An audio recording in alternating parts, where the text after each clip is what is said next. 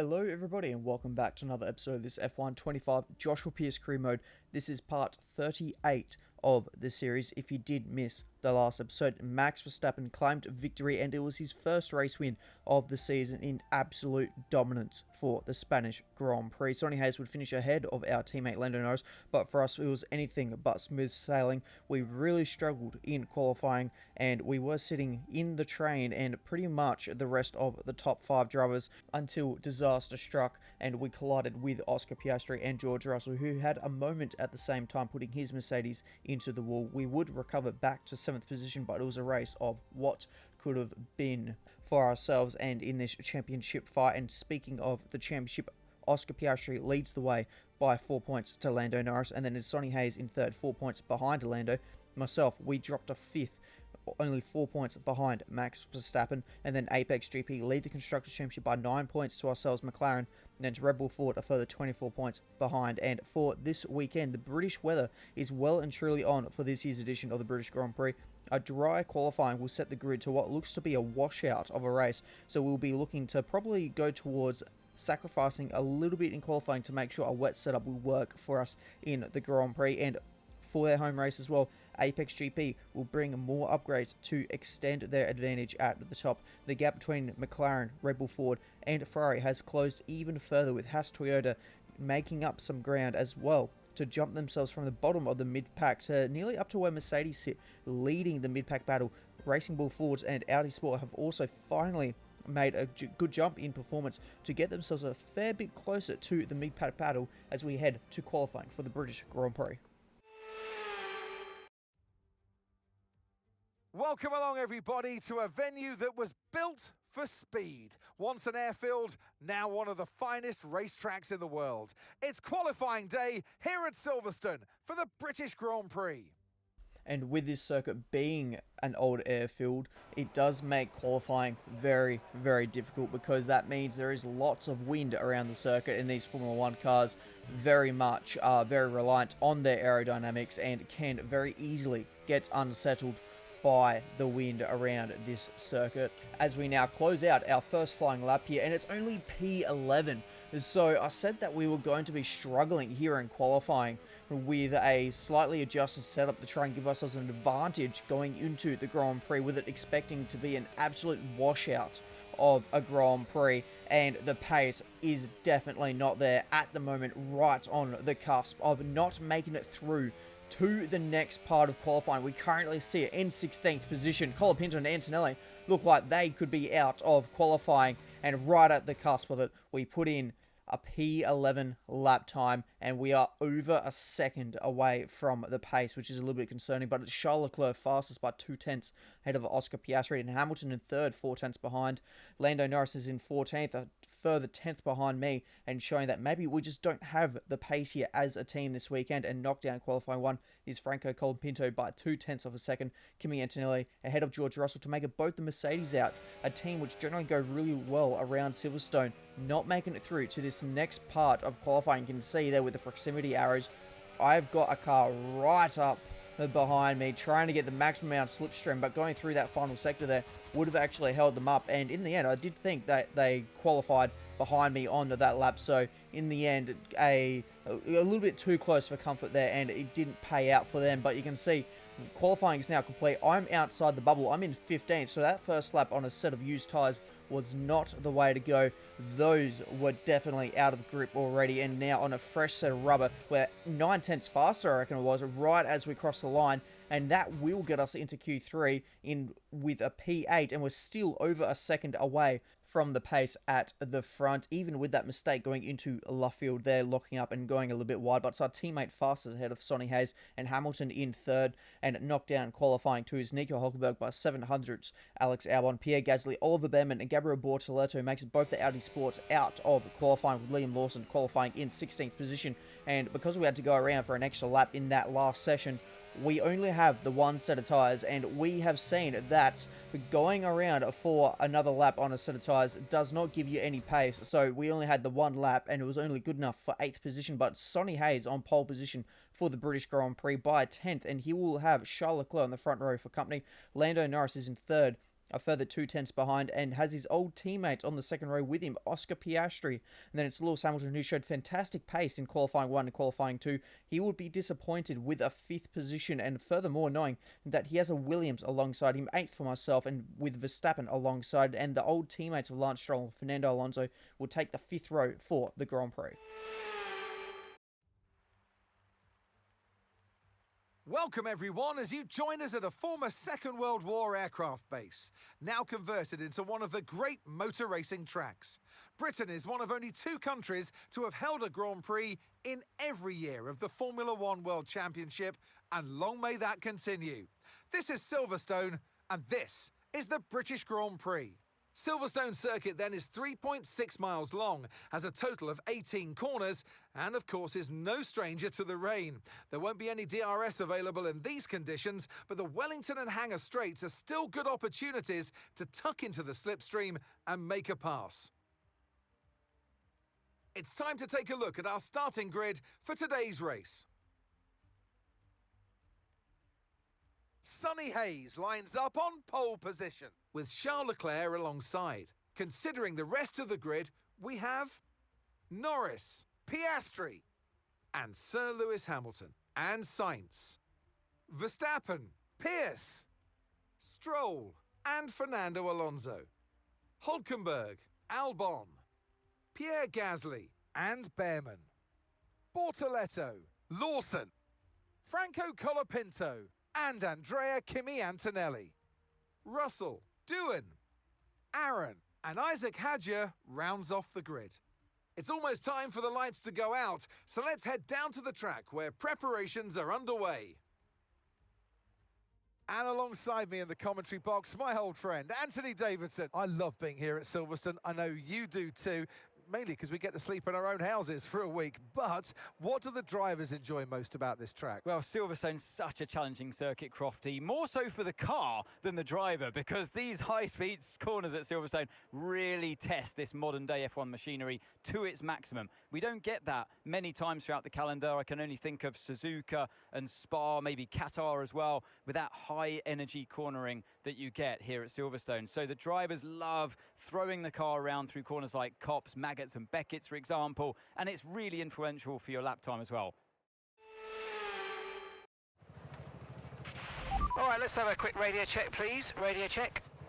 Right, mate, I know it's your home Grand Prix, but I want you to treat it like any other race. Let's not make any unnecessary risks, please. So, as Mark said, we shouldn't need to be taking any unnecessary risks. We have put ourselves in an okay position, especially considering we have a wet setup currently on the car, which should give us an advantage. As for the strategy, depending on the tyre wear we face, will determine the 1 or 2 stop strategy. But from the radar, it doesn't look like the dries will be used at all in today's race. So it will be between the wets and the intermediates as we line up for this year's edition of the British Grand Prix. And we are away, and it is a very, very gingerly start as we try and not burst into wheel spin. We're still alongside Verstappen. Carlos Sainz checks up, and we have to take avoiding action. That allows Stroll to try and hang out around our outside. We give him the squeeze, though, to hold on to 8th position, and we do get a warning there for the collision with the Canadian. And so, early contact here in Silverstone as we now start to struggle a lot with the grip. And we've now got Alex Albon trying to go around our outside in the Williams, but it looks like he's been done on the exit by Fernando Alonso in the Aston Martin. We've got it all sideways on the exit. Now, as we head down the Wellington Straight going into Luffield, where we made the mistake earlier in qualifying, and this time around we are a little bit wider, but we do manage to hold on ahead of the Aston Martin Honda there of Fernando Alonso, but over a second gap has already formed between myself and Carlos Sainz, so it looks like I haven't been able to get the early tyre temperatures in at the start of this Grand Prix. You can see there visually as we head down the straight now how big that gap is, but as I struggle on this opening lap, it is going to be our teammate trying to make moves. Lando Norris looking to try and get himself now up into second position ahead of the Ferrari of Charles Leclerc, and he does get himself up into second in front of his home crowd. Sonny Hayes, he still leads the way ahead of Lando, and then Charles Leclerc and Oscar Piastri rounding out the top 4, and Lewis Hamilton for Ferrari. He's still yet to get that fairy tale win in red. He sits in 5th position in front of his home crowd as we now start lap 2 of this Grand Prix. You can just see how little grip we're currently facing at the moment. The car is flat sliding absolutely everywhere, running extremely wide now and locking it up, going wide. And yeah, this is not very fun at the moment. And Mark there on the radio saying that the weather has turned. It's drying up much quicker than we're expecting. He's reckon we should go on a 2-stop for the intermediates. And just to try and keep my options wide open, we're actually going to keep the current strategy. And if we have to pit, we have to pit. And on the end of this lap, Sonny Hayes, Lando Norris, Charles Leclerc, everyone is coming into the lane. So I reckon the same message has been spread up and down the lane here for everyone to come in, and we're going to follow suit here. And no, I am currently screaming down my microphone in game while I'm driving because there was a miscommunication there as we were coming into the lane to set the medium tires. That would have been a absolute race-ending mistake, but luckily we were able to fix it just in time, and we do go onto a set of intermediates. But oh no, we've been held up so much, but by the looks of it, not as bad as the other people here that actually genuinely have to double stack. And as I look behind me to see Fernando Alonso, the Audi Sport of Nico Hulkenberg managed to sneak on through. So they've had an absolute wicked pit lane sequence here to jump them up quite a fair bit, actually. I didn't take note of where Nico Hulkenberg was as we were heading into the lane, but he sure definitely wasn't this far up the field. His teammate Gabriel Bortoleto currently sits in third.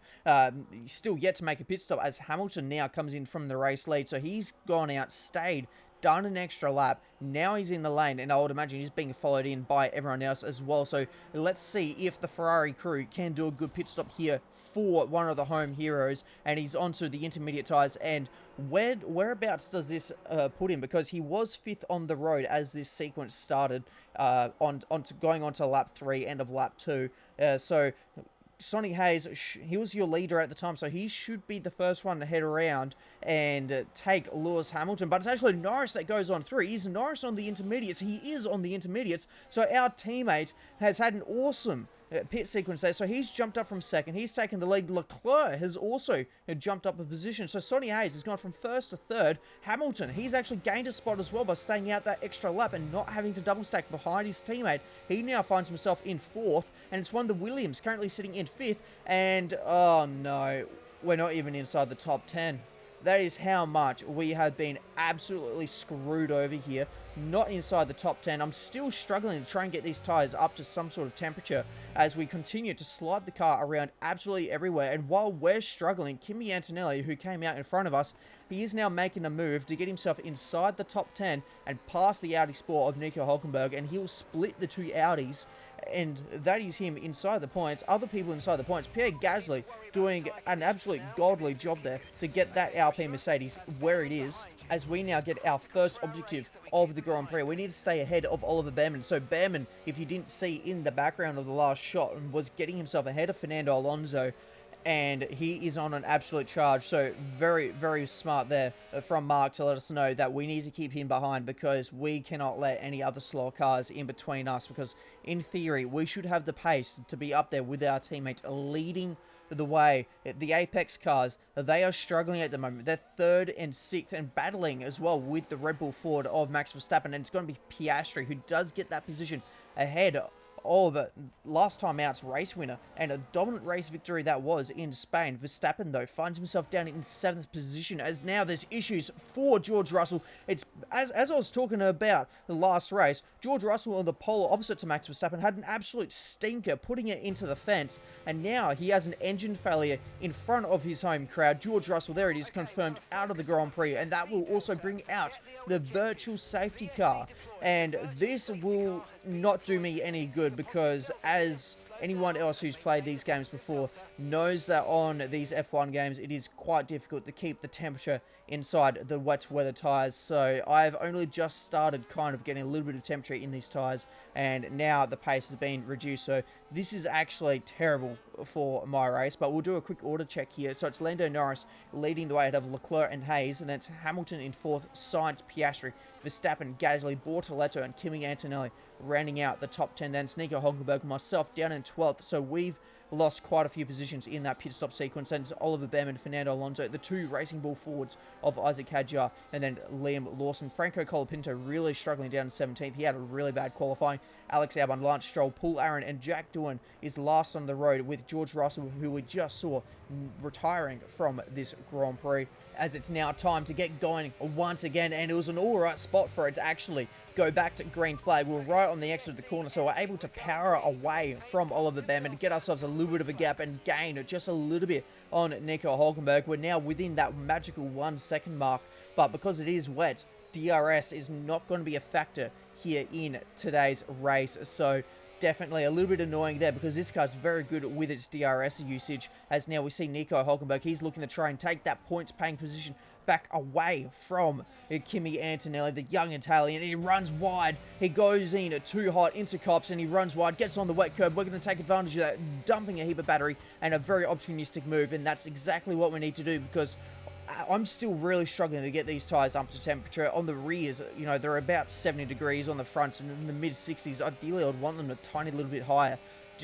But you can see there is also a dry line starting to form, so that's also helping us out a little bit. So this wet weather setup that I was banking on giving us a good advantage going into this Grand Prix isn't working out. So I think I may have just pretty much sacrificed qualifying really for nothing, because I feel like I probably would have been better off trying to defend a better qualifying position than trying to make my way through the field on a better wet weather setup, as we now got our next objective to achieve a 10th position, which means we need to steal it away from Kimi Antonelli. And further up ahead on the road, Bortoleto and Pierre Gasly are going at it as well, and they've caught up to the back of Max Verstappen. So last time out's race winner really struggling. He's dropped 13 seconds away from Oscar Piastri, who we saw only a few laps ago, just before that virtual safety car came out. Managed to get himself ahead of the Dutchman, and now we've caught up to the back of this train. So is this a chance for us right at the end of our objective to try and get ourselves ahead of Antonelli and pass it? I just can't get the power down. I can't get the power down. There's just not enough grip, and we now skateboard it across the curbs on the exit of the final corner, down the Hamilton straight, and this is really struggle town. So my focus at the moment is just to try and get myself into the points paying positions here, because I don't think I've got the pace, and I'm too far back now to really try and catch up to get myself really high up inside the 10.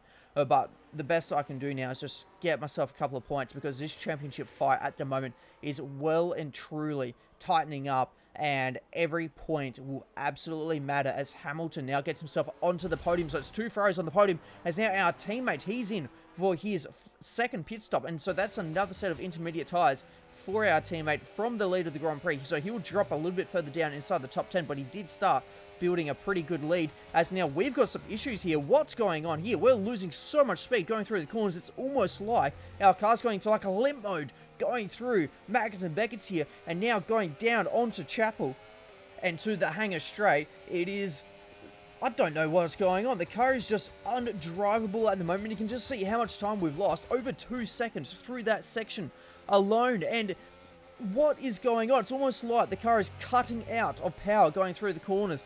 I'm just absolutely so lost to what's going on. I've never seen this before, as the rest of the field now goes into the lane, and I made a very quick split decision there to try and stay out for as long as I can, because if I'm going to be battling any sort of issues here, I'm better off to try and defend a position. Just as I was mentioned before, I was probably better off to run a dry setup, or a probably not so extreme setup, to try and get myself a better qualifying position and try and defend. Now I've got these issues, 100% I need to be trying to defend. So coming in for a pit stop here is not going to be the way to go. I've now got myself up into 7th position by doing that, and I've got 13 seconds to try and hold on to. That's 10 laps of racing, 13 seconds to the next car behind me.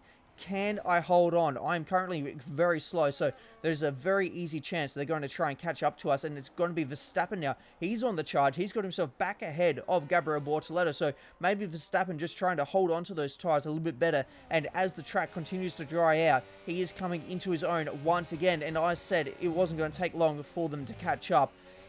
2 laps, I've lost 13 seconds. 2 laps.